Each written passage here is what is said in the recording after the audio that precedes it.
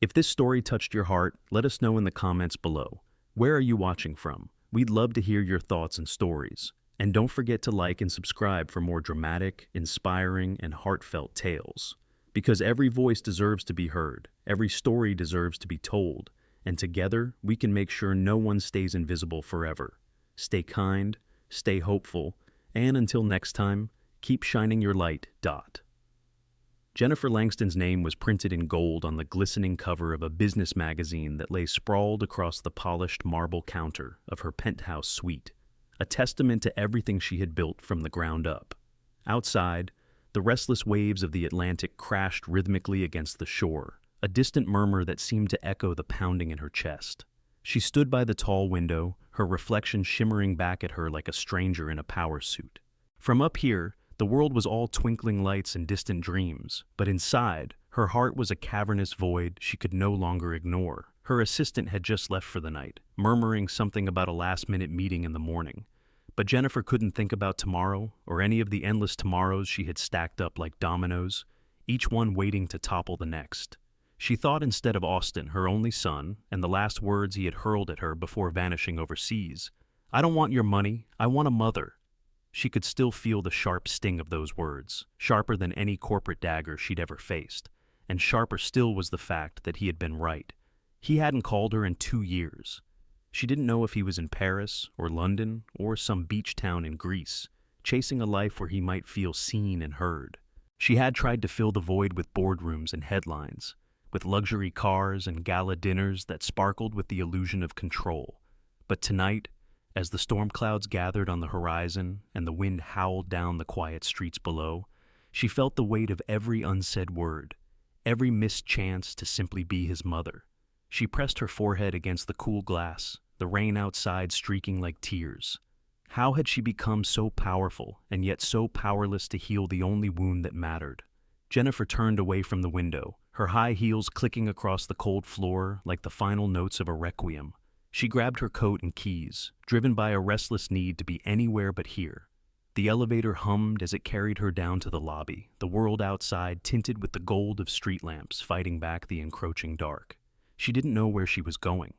She didn't know what she was looking for. All she knew was that she couldn't stand another minute in the pristine prison of her success. The rain was cold when she stepped outside, the salt of the sea mingling with the sharp scent of ozone. She walked along the boardwalk, her hair plastered to her face, eyes burning with 1,000 regrets.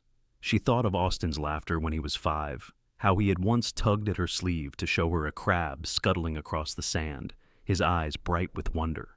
She had been on a call then, murmuring contracts and deadlines, and she had missed it. She had missed so much. The streets grew quieter as she walked, the neon lights of the seafood shacks reflecting off puddles that glimmered like liquid gold. In the distance, the lighthouse's lonely beam swept the horizon in a slow, patient arc, a beacon for lost ships, and maybe, she thought bitterly, for lost souls like hers. She didn't notice the car at first. The sound of tires skidding on wet pavement didn't register until the headlights blinded her, a sudden flash of white in the darkness. Time slowed. She turned. A scream caught in her throat, just as the world exploded in a deafening crash of metal and glass. Her body was thrown sideways, a marionette of bones and pain, the cold rain turning red where her head met the shattered windshield. She didn't remember hitting the ground. She didn't remember the car speeding away, its taillights disappearing like the final act of a nightmare. All she remembered was the cold and the taste of iron in her mouth, and the silence that swallowed her as she lay there, half-conscious, her breath ragged and uneven.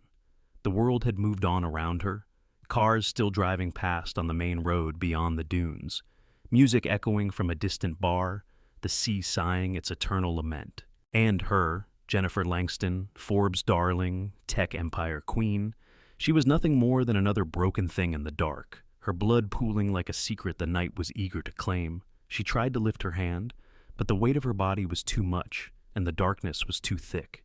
She wondered fleetingly if this was how it would end. Not in a boardroom or a grand estate, but here, anonymous and unseen, as invisible as the love she had never known how to give. She didn't see the small figure in the shadows, the little girl huddled by the weathered railing of the boardwalk. 10 years old, dark skin, braids that had come undone in the rain. Zoe had been watching the storm, her stomach tight with hunger and her heart aching with the cold that never quite left her bones. She knew the boardwalk like the back of her hand, where the kind cook at the fried fish shack would leave out stale rolls, where the old men played dominoes in the shelter near the dunes. She knew how to be invisible, how to let the world forget she existed. But tonight, she saw everything. She saw the car hit the woman. She saw the woman crumple like a puppet with cut strings, and for a moment, she froze, fear rooting her to the spot. She had learned that people like her, brown skin, tattered jacket, no name anyone cared about, were supposed to look away, to stay out of trouble. But something in the woman's face, even through the blood and the rain, reached out to her like a whisper. Zoe's small hands clenched at her sides. She had never been anyone's hero. She had never been anyone's daughter. But she knew in that moment that she couldn't walk away. Not tonight. Not from the one person whose eyes, even in the darkness, said more than words ever could. Zoe stepped forward, her worn sneakers sloshing through the puddles, the wind whipping her braids across her face like cold fingers. She was shaking, not just from the cold, but from the rush of something she couldn't name. Fear, maybe, or the sudden realization that she was about to do something she had never done before. She reached the crumpled figure of Jennifer Langston, whose once perfect white blouse was now stained with crimson and rainwater. The woman's eyes fluttered open, glazed with pain and confusion, and, for a fleeting moment, their gazes locked, bridging the worlds that separated them. "Hold on," Zoe whispered, her voice trembling but fierce. She knelt beside the woman, her small hands reaching for Jennifer's wrist, feeling the faint thrum of a pulse beneath the bruised skin. Jennifer's breath was shallow, her lips pale and cracked. "Don't leave," she rasped, her voice a fragile thread that cut straight through Zoe's heart. Zoe swallowed hard, blinking back the tears that threatened to spill. "I'm not leaving," she said, her words firmer now, her voice finding its strength in the promise she didn't fully understand but knew she had to keep. She glanced around, the boardwalk deserted, except for the scattered flicker of neon signs and the distant wail of a police siren that seemed to belong to another world. Zoe pulled out the cracked flip phone she had found weeks ago in a trash bin behind a gas station, her fingers fumbling over the buttons as she dialed 911. She pressed the phone to her ear, her voice breaking as she spoke. "There's a woman hurt," she said, her words tumbling out in a rush. "She's bleeding. She needs help. Please send someone. Hurry."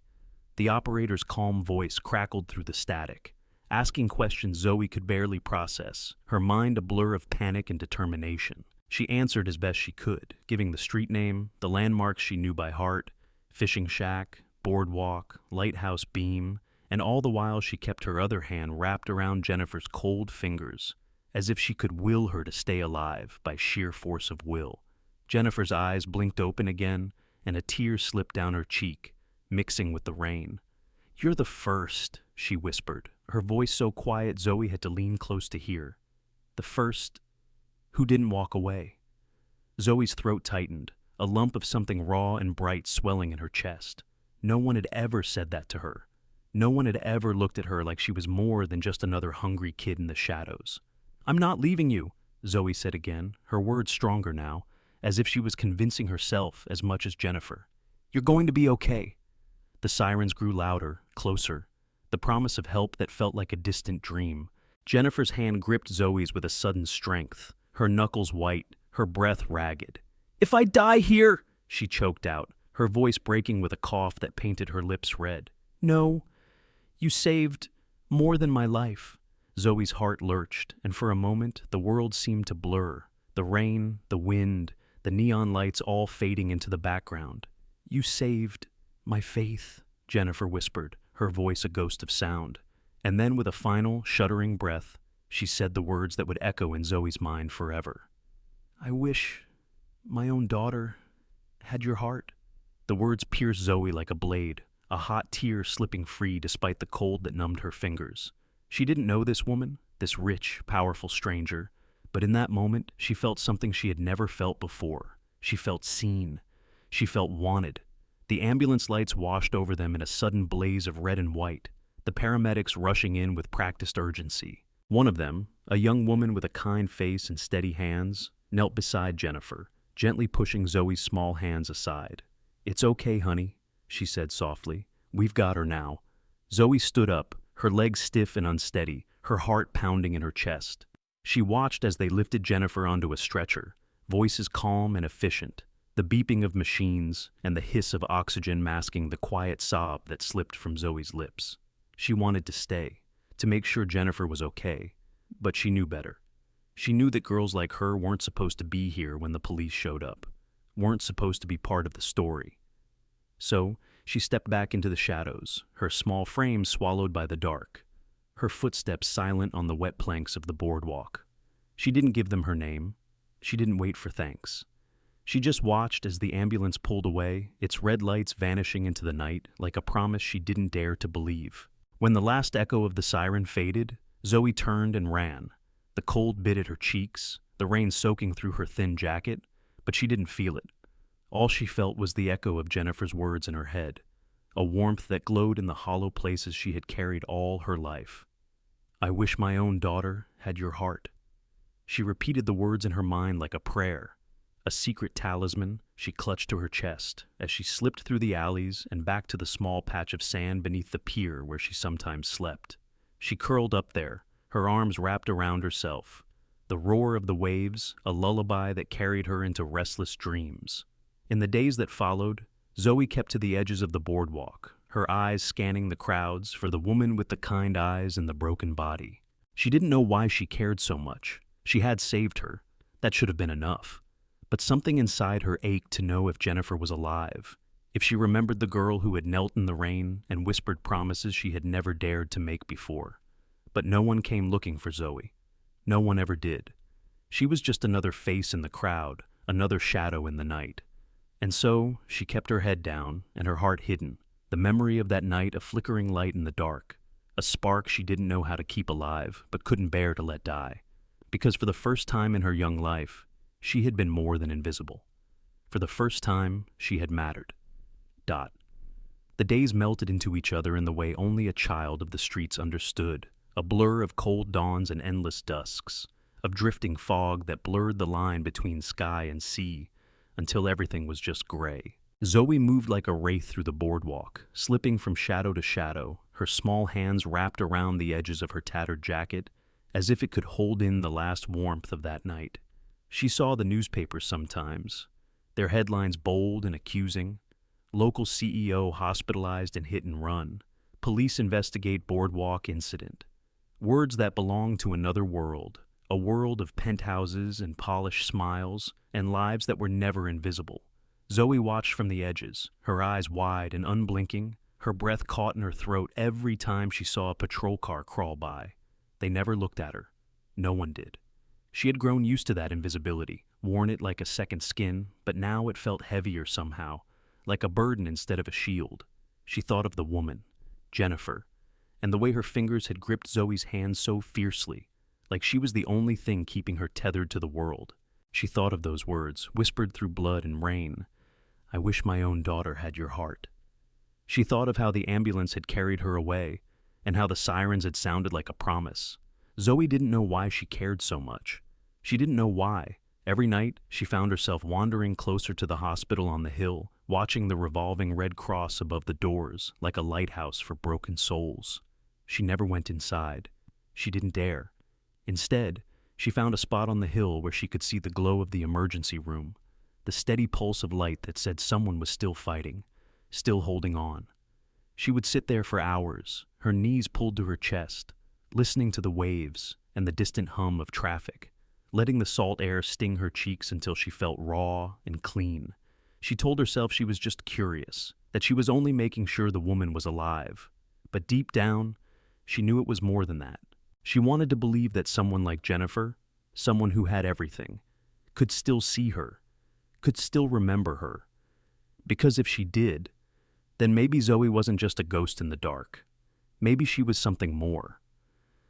One night, as she huddled in her spot on the hill, the sky bruised with the promise of dawn, she saw a sleek black car pull up to the hospital's entrance. Zoe's breath caught. She recognized the shape of the man who stepped out, a driver in a pressed uniform, opening the back door with practiced deference. And then, she saw her. Jennifer Langston, wrapped in a pale coat that swallowed her thin frame, her face still marked by bruises that had turned from red to yellow to the faintest echo of pain. She moved carefully, but there was a steadiness to her steps that made Zoe's heart leap. Jennifer paused at the entrance, one hand on the door, and for a moment she turned her head, her eyes sweeping the night as if she felt someone watching. Zoe ducked her head, her heart pounding. She didn't know why she hid. Maybe because she was afraid that if Jennifer saw her now, the magic of that night would break. Maybe because she didn't know how to be seen by someone who had once whispered that she wished Zoe was hers. She stayed hidden as Jennifer disappeared inside, the glass doors swallowing her up in a wash of sterile white light. And when the car finally pulled away, Zoe felt a strange emptiness, like a door had been opened in her chest and then slammed shut again. She didn't move from her spot until the sun crept over the horizon, turning the water to molten gold. She didn't know what she was waiting for. She only knew she wasn't ready to let go of that one night when she had been more than just a girl in the dark. The next day, she found herself tracing the paths Jennifer had once walked, moving along the boardwalk and the streets beyond, the ghost of the woman's perfume still lingering in her memory. She stopped at the coffee shop where the rich folks got their lattes and croissants, where she sometimes found half-eaten pastries in the trash behind. She wondered if Jennifer had ever sat there, sipping her drink with the weight of the world in her eyes. She wondered if Jennifer was still thinking about her, the girl who had refused to walk away. And in the quiet moments when the world seemed to hold its breath, Zoe let herself hope, just for a second, that maybe, just maybe, Jennifer was out there looking for her too, because even if no one else had ever seen her, Jennifer had. And that was something she couldn't forget. The days after the accident settled into a restless rhythm, and each morning Zoe woke up in her little hollow beneath the pier, the hush of the waves her only lullaby. She would stretch her thin arms toward the sunrise, feeling the fragile warmth of the sun that slipped through the gaps in the weathered boards above her. And always, always, she found her thoughts drifting back to that woman's face, pale and battered, yet still strong enough to whisper those words that had reshaped something deep inside Zoe's heart. She began to wander farther each day, weaving through the knots of tourists that came to the boardwalk in the bright hours of daylight, families snapping pictures by the lighthouse, children clutching paper cones of pink cotton candy. Zoe moved like a shadow among them, her eyes scanning the edges of every crowd, searching for a flash of blonde hair, a familiar profile, anything that would tell her that Jennifer was there. She didn't know what she would do if she saw her. Part of her wanted to run, to vanish back into the cracks of the city where no one could find her. But another part, the part that remembered the fierce grip of Jennifer's fingers around her wrist, wanted to reach out, to whisper back the same words of comfort Jennifer had given her. But days turned into a week, and a week into two, and the world kept moving while Zoe clung to her silent vigil. She had begun to doubt if Jennifer even remembered her, if the night that had meant so much to Zoe was just another moment, swallowed by the endless churn of headlines and hospital walls. And then, one evening as the sky turned the color of molten copper, Zoe saw the black car again. It glided down the boardwalk road, its windows tinted and sleek, and her breath caught in her throat as she watched it pull up beside a row of battered fishing boats that had been left to rot in the salt air. The door opened, and out stepped Jennifer, moving slowly, every step deliberate, her eyes scanning the length of the boardwalk like she was searching for something she couldn't name. Zoe's heart slammed against her ribs so hard she thought it might crack. She pressed herself against the side of a weather-beaten shack, peeking around the corner as Jennifer moved closer to the place where Zoe sometimes scavenged for leftover bread and half-eaten fish sandwiches.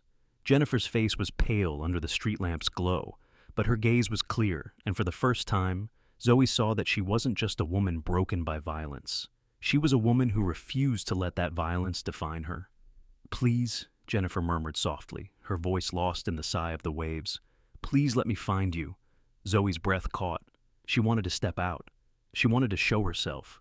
But fear held her frozen, the echo of every other night she'd spent in the dark, every time she'd learned to keep her head down and stay invisible.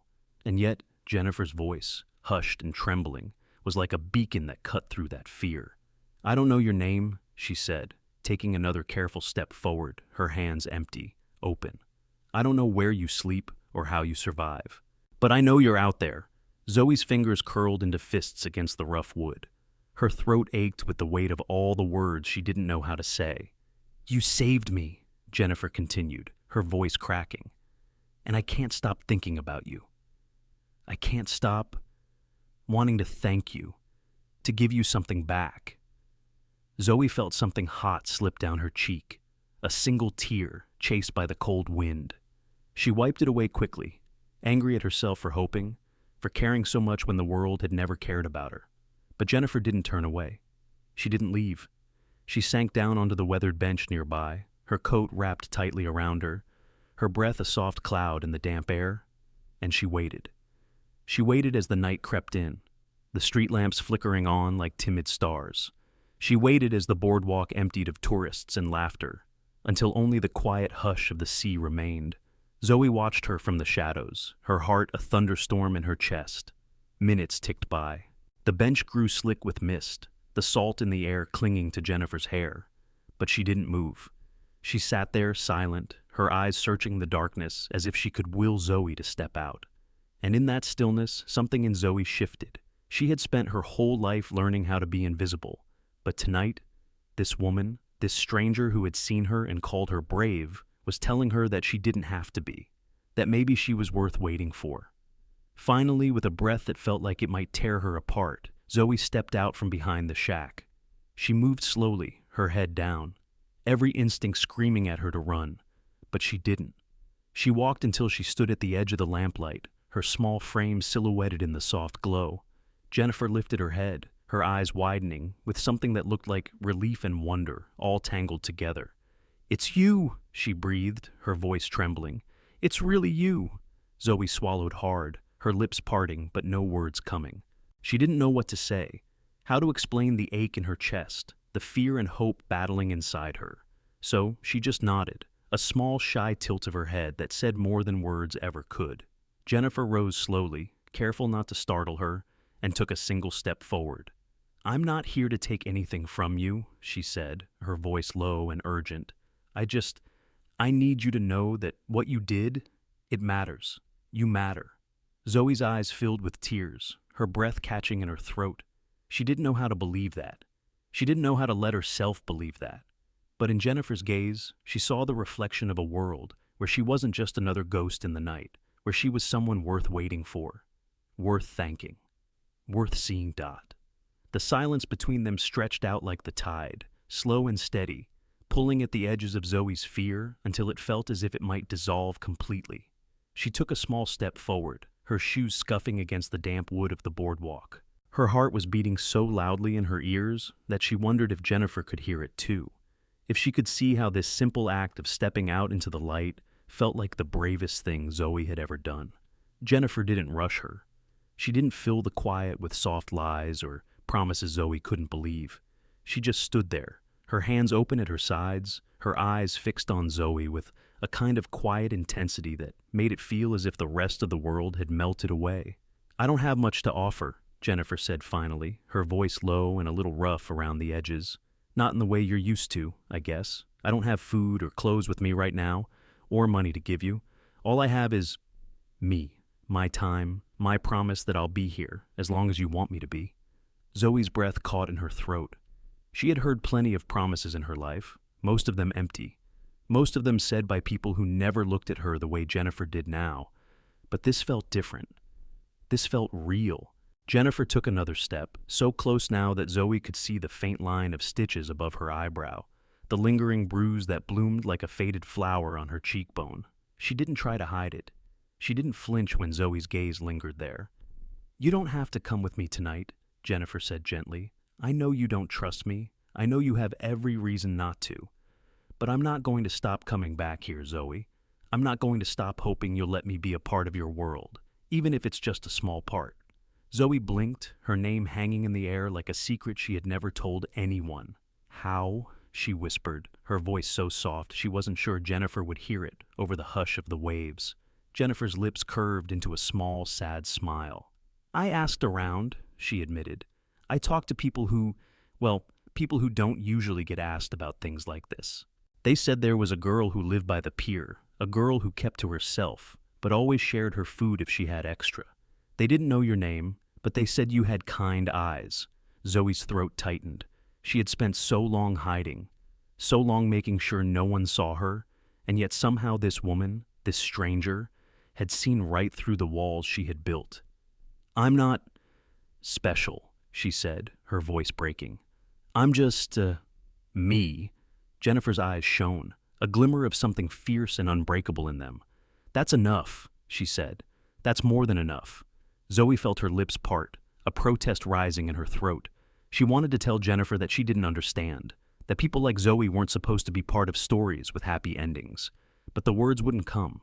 Instead, she just stood there, her fingers trembling at her sides, her eyes locked on Jennifer's as if she was trying to memorize every detail of this moment, to make sure it was real. And Jennifer, she just waited. She waited with a patience that Zoe didn't know how to name, a patience that felt like a balm on all the wounds she had never dared to speak of. Finally, Zoe took another step forward, then another. She was close enough now to see the fine lines around Jennifer's eyes, the tiny silver threads at her temples that spoke of years and battles fought behind boardroom doors. "Why?" Zoe asked, her voice barely more than a breath. "Why me?" Jennifer let out a soft sigh, her shoulders dropping as if she had been holding her breath all this time. "Because," she said, her voice thick with something like awe, "in the moment when you could have walked away, when you could have left me there in the dark, you didn't. You stayed. You saw me when no one else did. And I need you to know, I see you too." Zoe's chest ached with the weight of those words. She had never been seen before. Not really. Not by anyone who mattered. And now, here was this woman, this millionaire who had once seemed as far away as the stars, telling her that she was enough, that she mattered. Zoe reached out, her fingers brushing against the fabric of Jennifer's coat, her touch tentative and uncertain. And Jennifer didn't flinch. She didn't pull away. She just smiled, her eyes bright with unshed tears. "Come on," she said softly. "Let's sit. Just for a while. You don't have to say anything. You don't have to do anything. Just let me be here with you." Zoe hesitated, her mind screaming at her to run, to hide, to keep the fragile pieces of her heart locked away. But the warmth in Jennifer's voice, the quiet certainty of it, wrapped around her like a shield. And so, with a shuddering breath, Zoe nodded. She let Jennifer lead her to the bench, the two of them sitting side by side, as the night wrapped them in its soft, salty darkness. They didn't speak. They didn't have to. For the first time in what felt like forever, Zoe let herself believe that maybe, just maybe, she wasn't alone anymore. They sat there for a long time, the only sound the soft murmur of the waves kissing the rocks and the occasional rustle of seagulls settling into their nests for the night. Zoe's shoulders slowly relaxed, the tension she had carried for so long, unwinding like a taut string, finally allowed to loosen. Jennifer didn't press her, didn't fill the silence with questions or promises that felt too heavy to bear. She just sat, her presence as steady and gentle as the rhythm of the tide, her gaze fixed on the horizon, where the last traces of sunset bled into the velvet darkness. Zoe stole glances at her, watching the way her hands rested in her lap, fingers laced together as if holding on to something precious.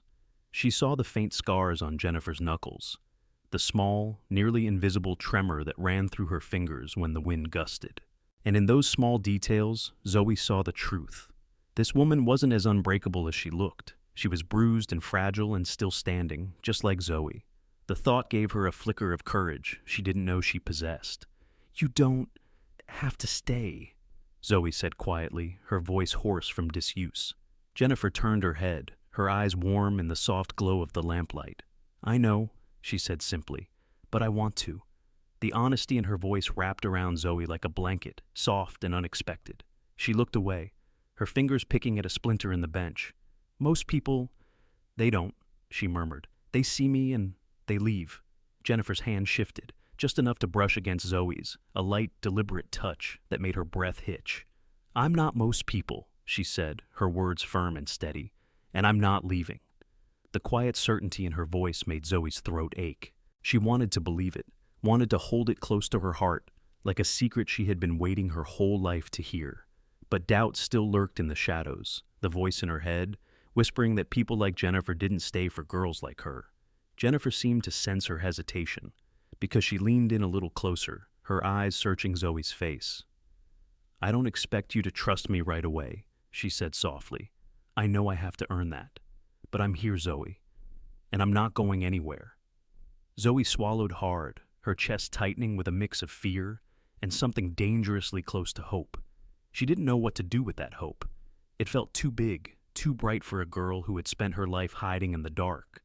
But she couldn't deny the warmth it sparked in her chest, the way it made her want to lean just a little closer to the woman beside her. They sat in silence, the night deepening around them, until finally Jennifer spoke again, her voice almost a whisper. "You know," she said, a faint smile playing at the corners of her lips, "the first time I met you, I was sure I was dying. But even then, there was something in the way you looked at me. Something that made me believe I might still have a reason to keep fighting."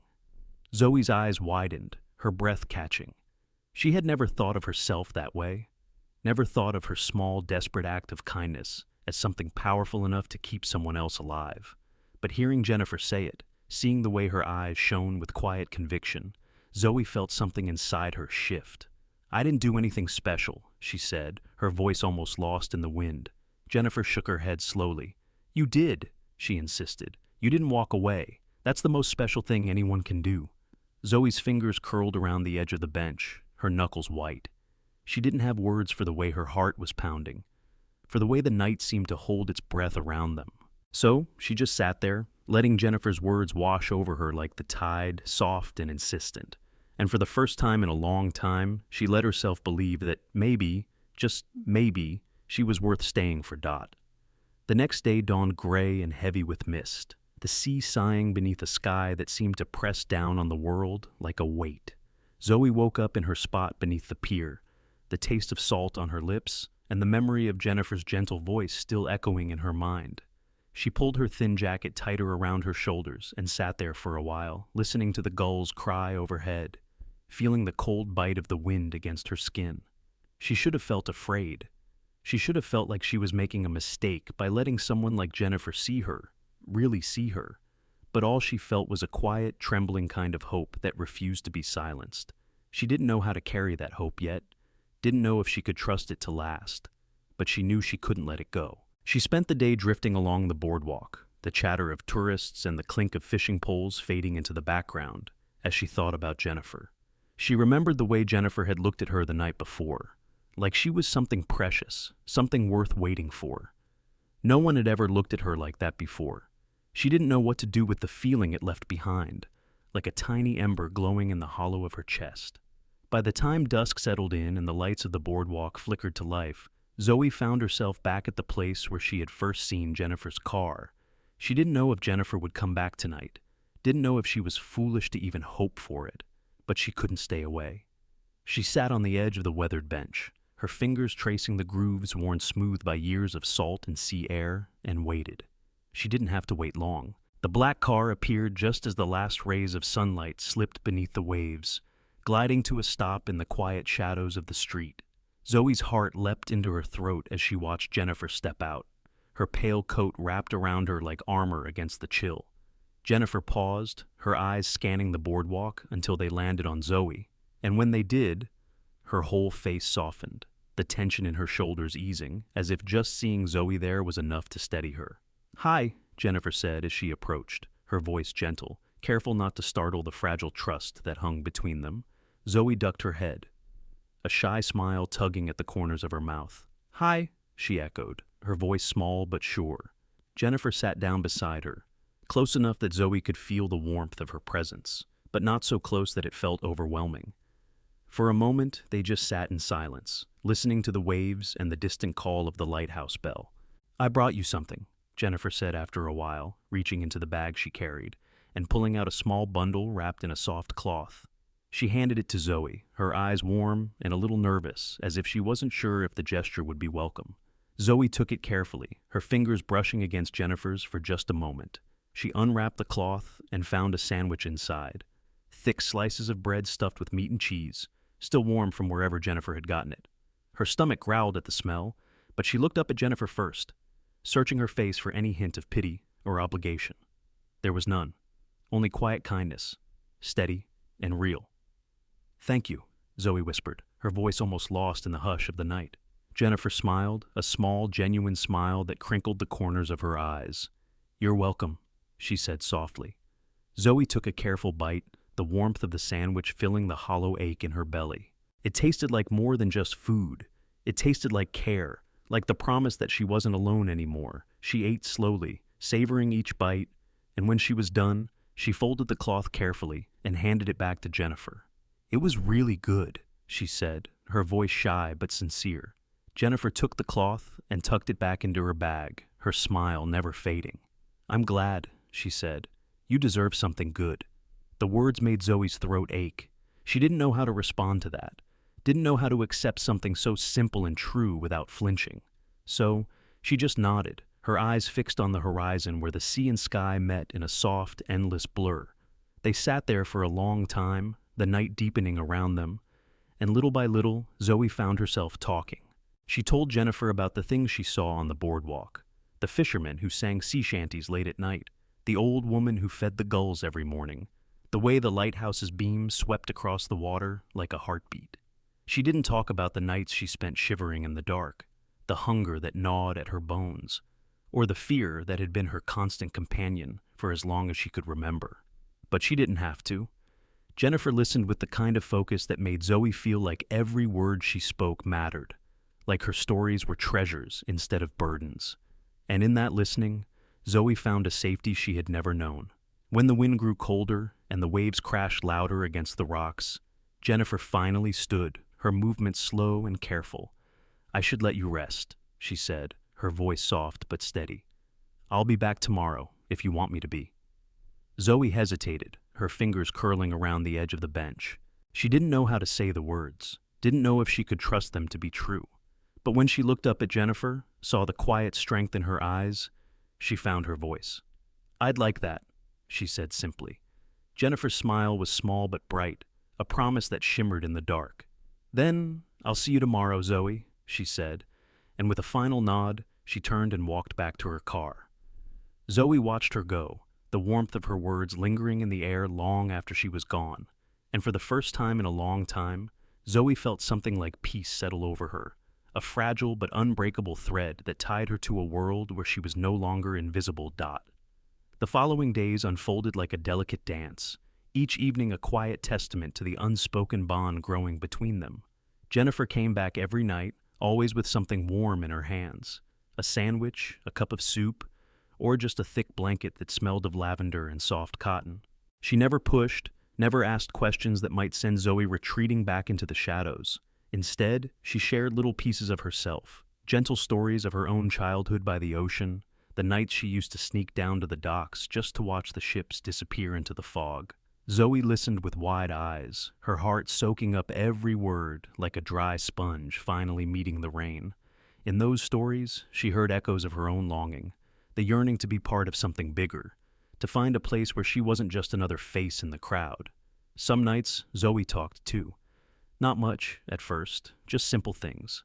What she saw on the boardwalk, the stray cat she fed scraps to when no one was looking, the way the sea looked different at dawn than at dusk. Jennifer never interrupted, never made her feel like she had to say more than she was ready to give. She just listened, her eyes warm and patient. And in that listening, Zoe found the courage to share a little more each time. One evening, the sky streaked with purple and gold. Zoe found herself telling Jennifer about the old woman who sold seashell necklaces at the edge of the boardwalk. "She says the sea keeps secrets," Zoe murmured, her fingers tracing patterns in the salt-rough wood of the bench. "That it whispers them in the shells if you know how to listen." Jennifer's smile was soft and wistful. "Do you believe that?" she asked, her voice low and kind. Zoe hesitated, then nodded, her braids swinging gently with the movement. "I think maybe some secrets aren't meant to stay buried," she said quietly. "Maybe they're just waiting for someone to hear them." Jennifer reached out then, her hand hovering between them, an offer rather than a demand. Zoe looked at it for a long moment, her breath caught in her throat, and then, slowly, so slowly, she placed her small hand in Jennifer's. The warmth of that simple touch spread through her like a sunrise, chasing away the cold that had lived in her bones for so long. They sat there like that until the stars came out, the waves a lullaby beneath them, the salt tang of the sea a promise in the air. When Jennifer finally stood to leave, she didn't let go of Zoe's hand until the last possible moment. "I'll be back tomorrow," she said, her voice quiet but certain. Zoe watched her go, the words lingering in the air like a vow. That night, as she lay curled beneath the pier, the sound of the ocean in her ears, Zoe felt something she hadn't dared to feel in years. Safe. The next day, the air smelled of rain, and the sea churned with a restless energy that matched the flutter in Zoe's chest. She spent the day tracing the edges of the boardwalk, the ghosts of old memories tugging at her as she waited for dusk to settle. When Jennifer's car finally pulled up, Zoe felt the last of her fear slip away like a wave receding from the shore. Jennifer stepped out, her coat wrapped tight against the chill, and when she saw Zoe standing there, her face lit up with a smile that made the whole world seem brighter. "Hi, kiddo," she said, her voice warm and teasing. Zoe's lips twitched, the shy curve of a smile she hadn't known she still had. "Hi, Miss Jen," she said back, the name slipping from her tongue like a secret she had been holding close. Jennifer's eyes softened, a glimmer of something bright and tender shining in them. "Miss Jen, huh?" she teased gently, her laughter low and musical. "I like that." Zoe ducked her head, her cheeks warm. She didn't know what it meant, this new name, this small piece of closeness she had given Jennifer. But it felt right. It felt like a step into a world where she was no longer just a ghost. They spent the evening talking about nothing and everything. About the shape of the clouds over the ocean, about the way the boardwalk lights flickered like fireflies in the dusk. And with each word, each quiet laugh, the wall around Zoe's heart cracked a little more, letting in the warmth she had almost forgotten how to feel. When the night grew late and the mist rolled in from the sea, Jennifer finally stood, her smile soft and sure. "Same time tomorrow?" she asked. Zoe nodded, her heart pounding in her chest. "Same time," she said. And as Jennifer walked away, her figure swallowed by the soft glow of the street lamps, Zoe felt a quiet certainty bloom in her chest. She wasn't just surviving anymore. She was beginning to live. That the nights grew longer, and the air turned colder as winter crept in from the sea. But Zoe felt a warmth inside her that had nothing to do with the blankets Jennifer brought her, or the steaming cups of cocoa she sometimes slipped into her small hands. It was a warmth that bloomed from the quiet presence of someone who showed up, again and again, with no agenda other than to see her, really see her. Zoe had never known that kind of constancy before. She had learned early that people came and went like the tides, leaving nothing behind but broken promises and fleeting shadows. But Jennifer was different. She came back every night, no matter how cold the wind or how heavy the mist. And with every visit, she wove a thread of trust that wrapped around Zoe's heart, soft and unbreakable. Some nights, they talked in hushed voices, sharing small pieces of themselves beneath the glow of the flickering street lamp. Jennifer told her about the first company she had started, how it had failed spectacularly but taught her more than any success ever could. She spoke of long nights in empty boardrooms, of contracts signed in the early hours of the morning when she was too tired to remember her own name, of the way ambition could burn so bright it left everything else in shadow. Zoe listened, her wide eyes drinking in the stories of a world so different from her own that it felt like another life entirely. And in return, she shared small glimpses of her own world, the soft comfort of sleeping to the sound of the waves, the sharp hunger that gnawed at her on nights when the cold was too fierce and the scraps too few, the way she had learned to read the sea like a book, finding signs of safety in the rhythms of the tide. She didn't share everything. Not yet. There were still scars she wasn't ready to let anyone see, still fears that clung to her like a second skin. But each word she offered was a step closer, a tiny crack in the walls she had built around her heart. Jennifer never pushed for more. She never pried or demanded answers Zoe wasn't ready to give. She just listened, her eyes steady and kind, her silence saying more than words ever could. "I'm here. I see you. I'm not going anywhere." One evening, as the first snow of the season began to fall, Jennifer arrived with a small box wrapped in plain brown paper. She handed it to Zoe with a shy smile, as if she was afraid it might be too much, too soon. Zoe hesitated, her fingers brushing over the rough paper, her breath caught in her throat. She had never been given anything that wasn't meant to buy her silence or her compliance. But Jennifer's eyes were warm and steady, and when Zoe finally tore away the paper, she found a small book inside. Its cover worn, but the pages clean, the title stamped in faded gold, "The Sea and Its Secrets." Zoe traced the letters with trembling fingers, her chest tight with something she couldn't name. "I saw it in a second-hand shop," Jennifer said softly, her voice almost lost in the hush of the falling snow. I thought maybe you'd like it. Zoe looked up at her eyes wide and shimmering in the glow of the street lamp. She didn't have words for the way her heart swelled at the simple, thoughtful gift. So she just nodded, her lips curling into a smile that felt like it had been buried for far too long. Thank you, she whispered, the words small but fierce, a promise in the dark. Jennifer's answering smile was bright and a little watery, her own breath fogging in the cold air. You're welcome, she said. And in that moment, Zoe felt something shift inside her, a quiet conviction that maybe, just maybe, she was worth the effort it took to be seen. They sat together, the snow falling in soft, silent drifts around them, and for a little while, the world felt smaller, closer, like a secret shared between the two of them. Zoe opened the book and let her fingers drift across the first page, her heart beating a steady rhythm beneath her ribs. She didn't know what tomorrow would bring, didn't know if the fragile hope blooming in her chest could survive the storms that still waited in the shadows. But tonight, with Jennifer beside her and the weight of the book in her hands, she let herself believe in something she had never dared to before, that she could have a future, that she could be more than a ghost in the dark. When it grew too cold to stay, Jennifer pressed another blanket into Zoe's hands, her fingers lingering for just a moment. I'll be back tomorrow, she said, her voice soft but certain. Zoe nodded, her throat too tight for words, and watched as Jennifer walked away, her figure blurred by the falling snow. That night, as she curled up beneath the pier, the book clutched to her chest, Zoe closed her eyes and whispered a quiet prayer to the sea, to the secrets it kept, and the promises it might still hold. She had spent her whole life learning how to survive. Now, for the first time, she was learning how to hope, and in the hush of the waves, she thought she could almost hear them whisper back, "You are seen. You are enough. You are not alone." Dot. The following evening arrived wrapped in a soft haze of mist that clung to the boardwalk like a memory, each footstep muffled beneath the damp hush of the air.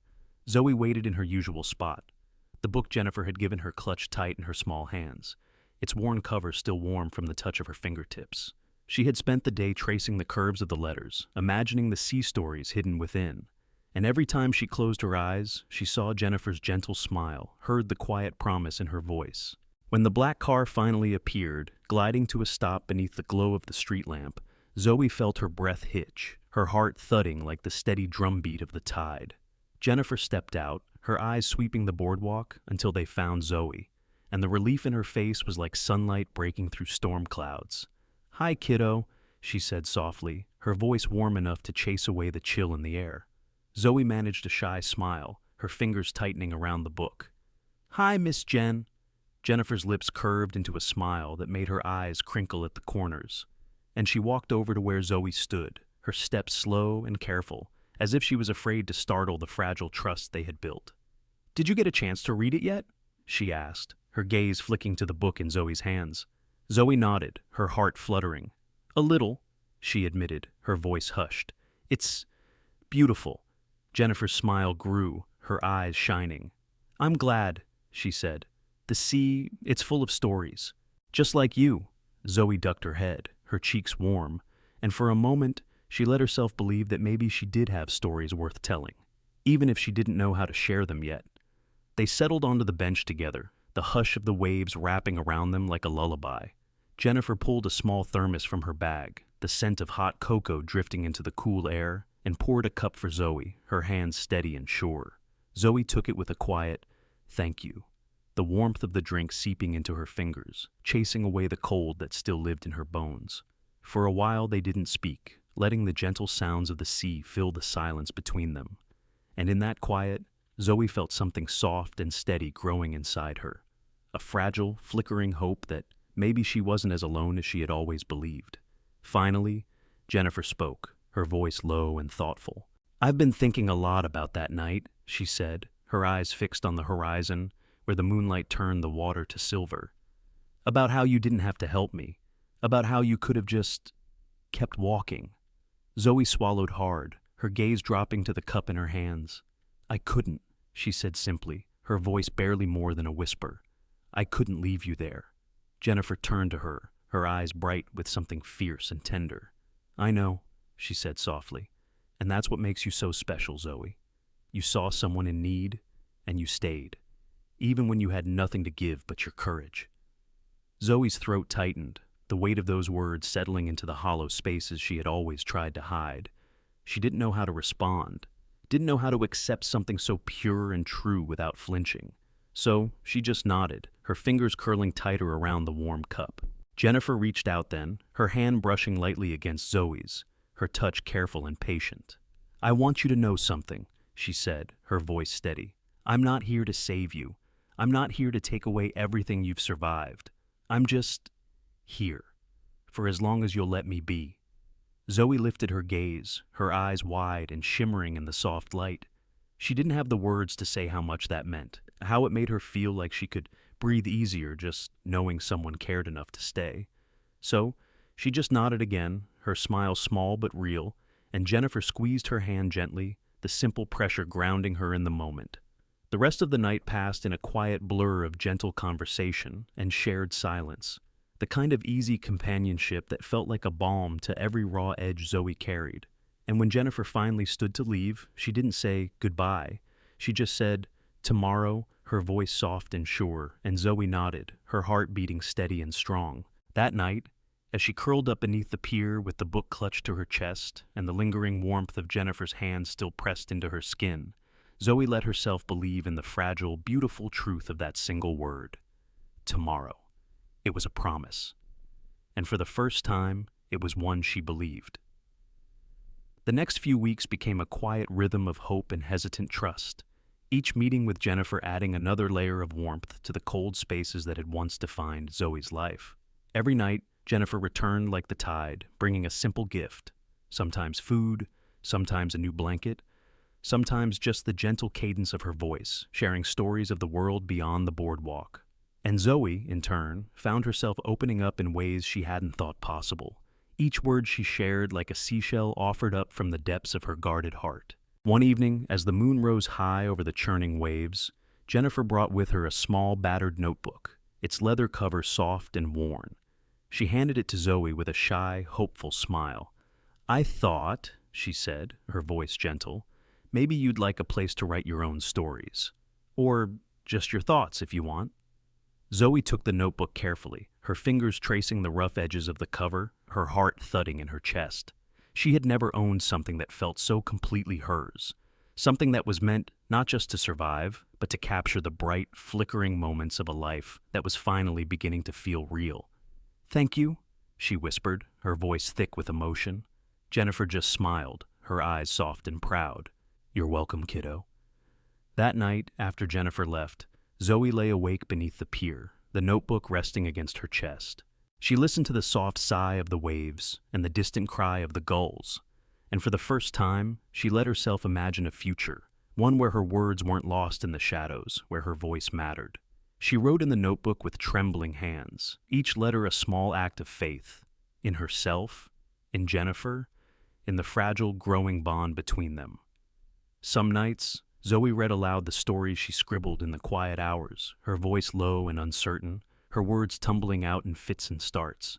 And Jennifer listened with the same gentle patience she had shown from the very first night, her eyes bright with pride and wonder.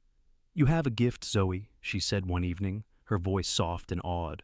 "The way you see the world, it's beautiful." Zoe's cheeks flushed with warmth, her eyes wide and unsure. She had never been called gifted before, never been told that the way she saw things could be something precious. But in Jennifer's voice, she heard the quiet certainty of someone who believed in her, and that belief wrapped around her like a blanket against the cold. As winter deepened, the boardwalk grew quiet, the tourists gone, and the fishermen huddled in their boats against the icy wind. But Zoe and Jennifer still met beneath the soft glow of the street lamp, their breath misting in the cold air as they shared stories and laughter and the simple comfort of being seen. And every time Jennifer smiled at her, every time she reached out to tuck a stray braid behind Zoe's ear or press a warm cup of cocoa into her hands, Zoe felt something inside her shift and settle, like a puzzle piece clicking into place, a quiet, certain knowledge that she wasn't alone anymore. She didn't know what the future would bring, didn't know how long this fragile new world would last. But for now, it was enough to sit with Jennifer in the hush of the night, the sea a soft murmur beneath the lull of their voices, and know that she was no longer invisible, that she was no longer just surviving. She was beginning to live. As the final chapter of their quiet, shared story of those nights on the boardwalk unfolded, Zoe realized that hope no longer felt like a distant dream. It was something she could taste in every breath of salt-tinged air, something she could see in the gentle smile that lit Jennifer's face each time they met. One evening, as the winter's edge began to soften with the promise of spring, Jennifer took her hand in both of hers, her touch warm and steady, and said, "There's a place, a safe house for kids like you, a home where you'll have warmth, food, and a chance to start again. I've already spoken to them, and they want to meet you. But only if you're ready, only if it's what you want." Zoe's heart thundered in her chest, the rush of possibility crashing over her like the waves that had always been her closest companions. She had spent so long surviving in the shadows, so long believing that she didn't deserve the bright spaces of the world. But Jennifer's eyes held no judgment, only the quiet faith that Zoe was worth every bit of the care she had been offered. "Can you come with me?" Zoe asked, her voice small and scared and hopeful all at once. Jennifer squeezed her hand gently. "I'll be there every step of the way," she promised. And so, the next morning, under a sky streaked with gold and soft gray, Zoe walked into a place that smelled of fresh bread and clean sheets, her small hand clinging to Jennifer's as they crossed the threshold together. The safe house was warm, filled with laughter that felt like a song she hadn't dared to remember. She met the staff who smiled at her without pity, their eyes kind and welcoming. And she met other kids too, each one with their own stories of nights spent in the cold, each one learning, like she was, that they were worthy of more. That night, as she lay in a soft bed with a blanket that smelled of lavender and soap, Zoe opened the battered notebook Jennifer had given her and began to write. She wrote about the ocean and the boardwalk and the woman with the gentle smile who had shown her that she didn't have to be invisible. She wrote about the night Jennifer had whispered that she wished her own daughter had Zoe's heart, and how that wish had become the first crack of light in the dark. She wrote about hope and fear, and the way it felt to let someone else's belief in her become her own. And as the words spilled onto the page, she realized that this was only the beginning. 2 years later, Zoe stood at the front of a room filled with people, teachers, friends, other kids who had found their own ways out of the shadows. And she told her story. She spoke of nights spent on the boardwalk, of hunger and loneliness and the soft, steady love that had saved her. She looked out at the small crowd, her eyes finding Jennifer's in the front row, and she saw the quiet pride shining there like a lighthouse in the dark. "No one is invisible forever," she said, her voice steady and clear. "Not if there's someone willing to see them, not if there's someone who believes." The room erupted in applause, but Zoe didn't need it to know her truth. She had lived it. She had survived it. And she was still here, alive, seen, and more than just a shadow in the night. As she stepped down from the stage and into Jennifer's waiting arms, she knew that this was not the end of her story. It was only the beginning. If this story touched your heart, let us know in the comments below. Where are you watching from? We'd love to hear your thoughts and stories. And don't forget to like and subscribe for more dramatic, inspiring, and heartfelt tales. Because every voice deserves to be heard, every story deserves to be told, and together we can make sure no one stays invisible forever. Stay kind, stay hopeful, and until next time, keep shining your light.